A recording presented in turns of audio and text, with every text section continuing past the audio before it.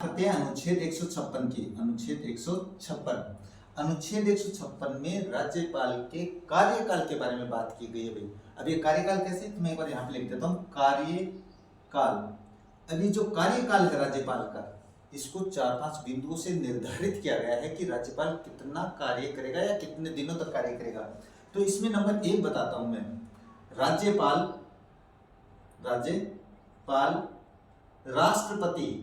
राष्ट्रपति के प्रसाद पर्यंत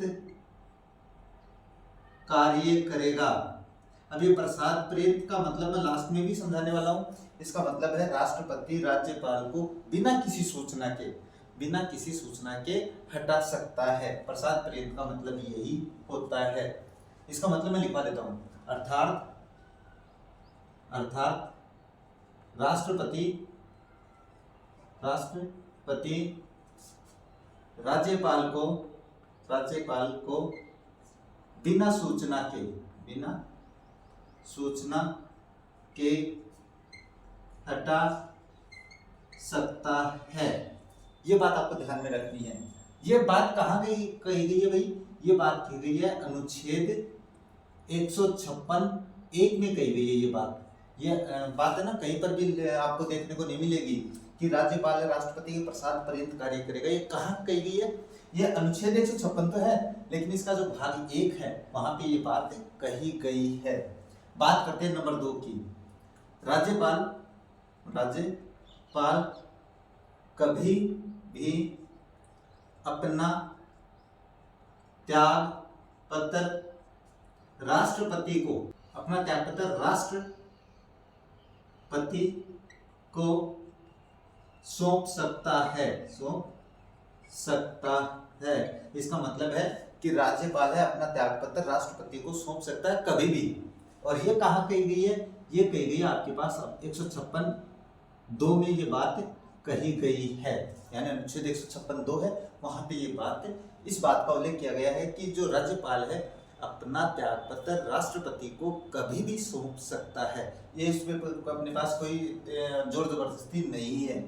नंबर 3 की बात करें तो राज्यपाल उपरोक्त दोनों शर्तों के पूरा होने के बाद में उपरोक्त दोनों शर्तानुसार 5 वर्ष तक अपने पद पर बना रहता है। इसका मतलब ये हुआ कि उपरोक्त दोनों शर्तें कैसे?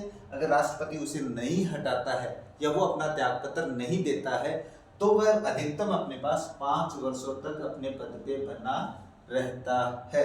इसके अलावा एक और अपने पास ऑप्शन होता है। इसके बाद एक और अपने पास इसके कार्यकाल को डिफाइन किया गया है, परिभाषित किया गया है। वो ये है कि राज्यपाल नए राज्यपाल के पद ग्रहण तक अपने पद पर बना रहेगा।